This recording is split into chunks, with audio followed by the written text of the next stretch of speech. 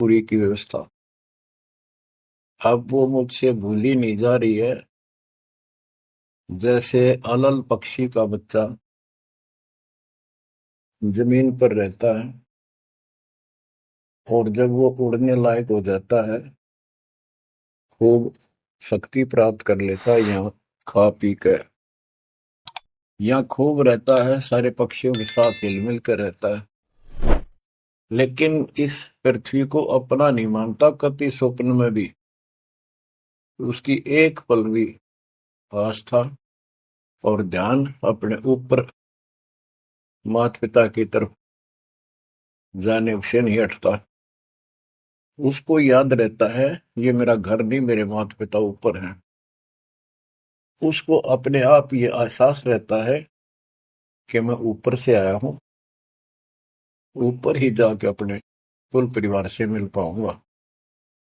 तो बच्चों ये तड़फ ये अब भूली नहीं जाती, इसलिए बार बार याद आती है कि हे अमरपुरी सतलोक में रहने वालों, हमने तो अपने कर्म फोड़े, अपनी नीचता के कारण की ताकत मर गए हो, हम के कष्ट उठा रहे हैं। धन्य हो तुम, विवेक से काम लिया, सुख से बसो तुम तो। यानी हमारी भी चाह है कि हम भी वहां आए ऐसे सुख स्थान पर। तो तभी ये याद आती है, आत्मा रोती है। और ये सतगुरु बिना बात बने नहीं, इसलिए इन दोनों का तालमेल है।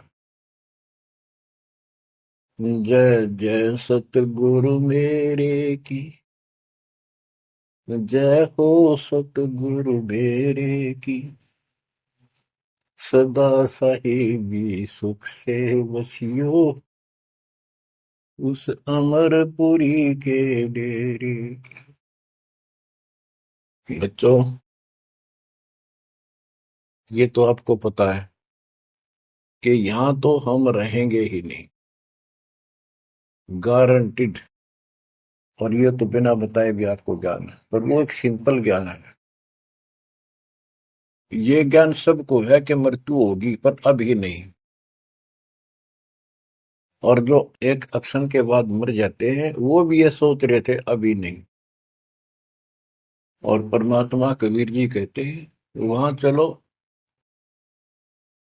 यहाँ तो आपका अपना एस्टीमेट है कि अभी नहीं मरेंगे, लेकिन एक क्षण का कोई विश्वास नहीं कब के हो जाए।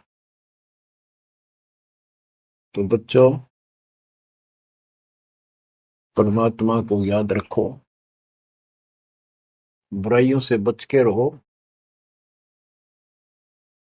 बतेई को बद कर ली, जब तक शरण में नहीं आए थे तो हम कितने अच्छे थे, नेक थे, इंसान अच्छे थे, व्यवहार के भी ठीक थे, पर भविष्य जीरो था।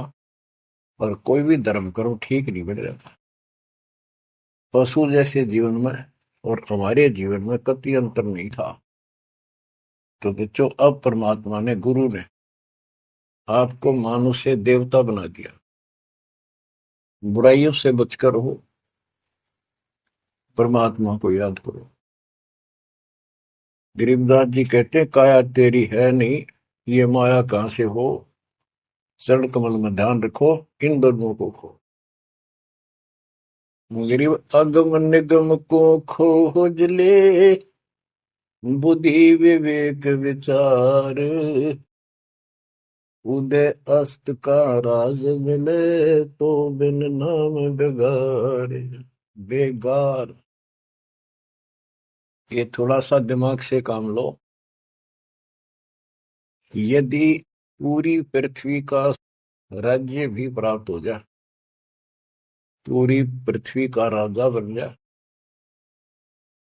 और जो भक्ति नहीं करता, एक कौड़ी का जीव नहीं, वो बेगार हो रहा है, बेगार कर रहा है। बेगार की परिभाषा क्या है? जिसमें इनकम एक पैसे की ना हो और जेब से खर्च हो, और सारा दिन मारो मार रहे, उसको बेगार कहते हैं। जैसे पुराने समय में हमारे सामने की बातें हैं, हम छोटे थे तो हमारे गांव से और लखनऊ माजरा तक 7-8 किलोमीटर है।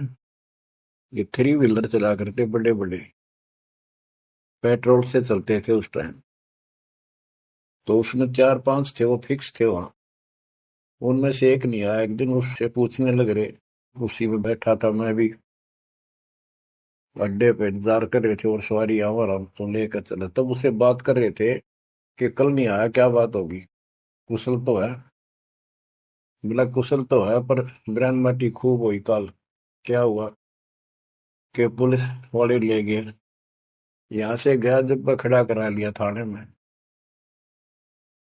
और रास्ते ने ले गए सारा दिन, और अगले कल रात ने छोड़ा। कई जगह रेड लगाई उन्होंने, तेल भी मैंने डाला, और सारा दिन तो यहाँ टिका नहीं।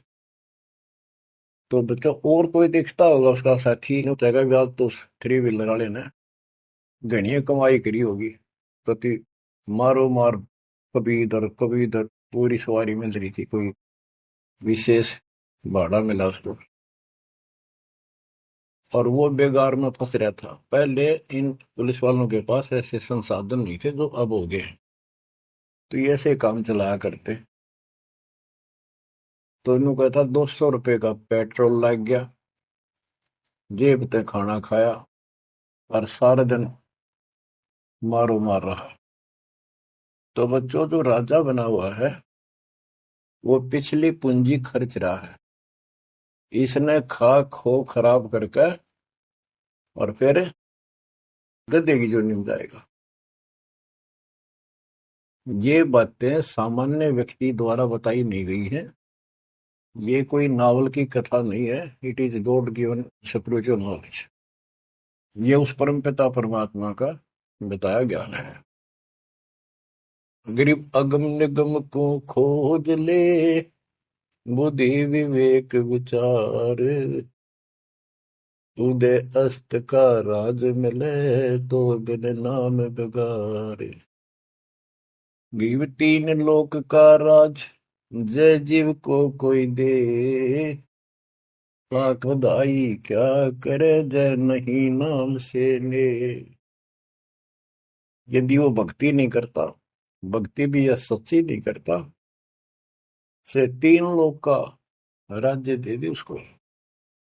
कहते कि बधाई दे रहे हो उसको, 2 कौड़ी का जीवन। और फिर क्या बताते हैं कि जो तप करके राज लेते हैं, तप राज लिया बड़ा जुल्म किया, अंदरों आग में नहीं सूझते। तप करके राज्य प्राप्त कर लिया, देख कितना पाप मोल ले लिया, कैसा जुल्म किया। जुल्म बताया इसको, आगम भविष्य का, अंधरों को, अंधों को, तत्व ज्ञानहीनों को